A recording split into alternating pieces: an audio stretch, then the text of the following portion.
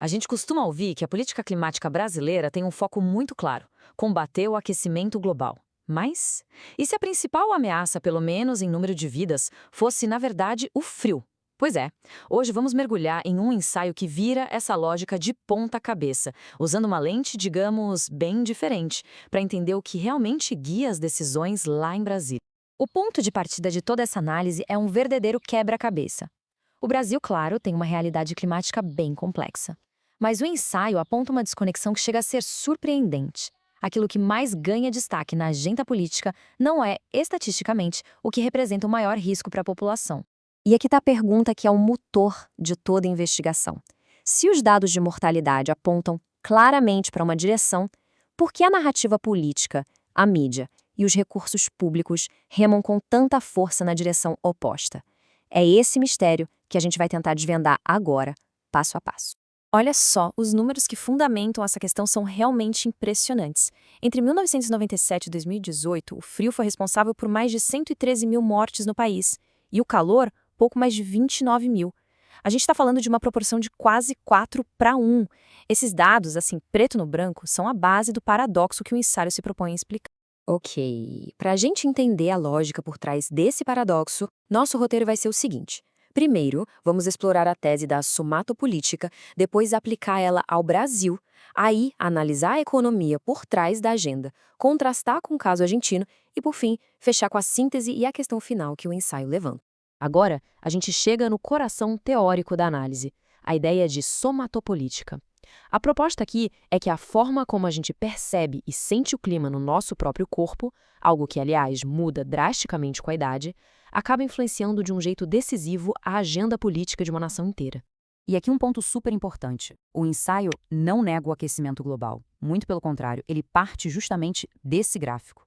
A questão não é se o planeta está esquentando, mas sim por que a resposta política a esse fenômeno se tornou tão intensa e tão específica justamente agora. Então, o que é essa tal de somatopolítica?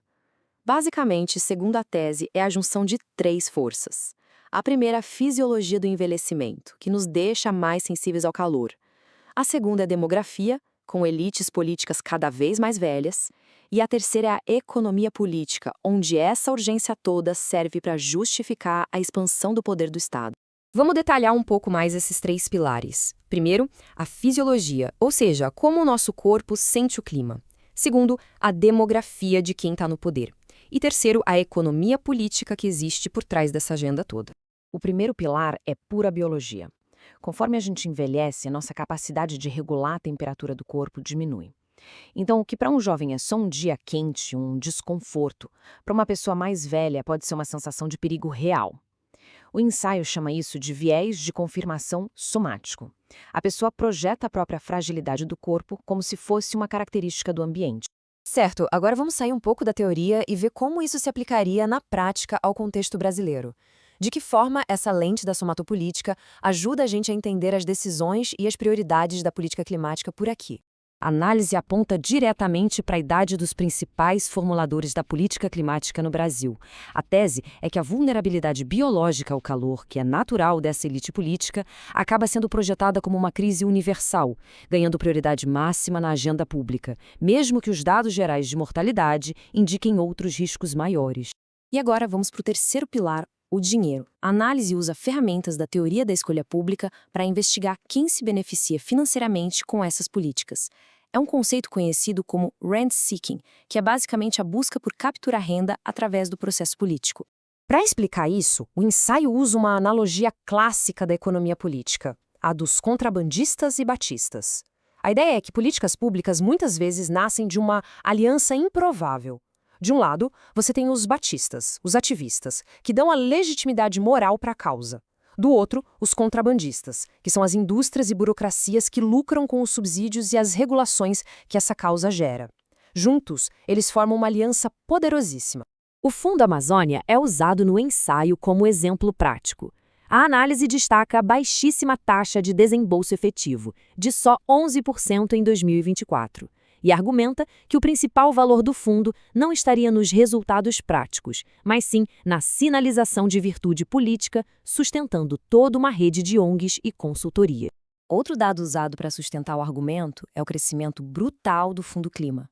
O volume aprovado simplesmente saltou 10 vezes em apenas 2 anos. Para a análise, isso demonstra a rápida expansão dos recursos que o Estado controla sob a bandeira climática, o que se alinha perfeitamente com a tese da economia política do poder. Bom, e para testar a tese, a análise traz um caso de controle: a Argentina sob o governo de Javier Milei. É um contraponto direto à abordagem brasileira, tanto em termos de geração quanto de ideologia. O ensaio destaca as diferenças que são gritantes na idade dos líderes, na abordagem política. De um lado, o planejamento central do Estado, do outro, uma aposta na inovação de mercado, e até no engajamento em fóruns como a COP, que no Brasil é máximo e na Argentina é só protocolar. Um ponto crucial que o ensaio levanta é que a posição da Argentina não seria enquadrada como negacionismo climático. A crítica seria outra, inspirada no pensamento de Hayek, um ceticismo profundo sobre a capacidade do Estado de gerenciar um sistema tão complexo. A defesa é que soluções de verdade viriam da inovação de mercado e não do planejamento central. Chegamos então na síntese de todos esses argumentos. O ensaio termina com uma metáfora muito poderosa para amarrar a tese da somatopolítica e nos deixar com uma questão final sobre a proporcionalidade de toda essa resposta política. E aqui está a analogia central. Pensa assim, a agenda climática seria como o termostato de uma casa, só que quem controla ele é um único morador, mais velho e que ainda por cima está com febre. Para ele, o ambiente está insuportavelmente quente. Então o que ele faz?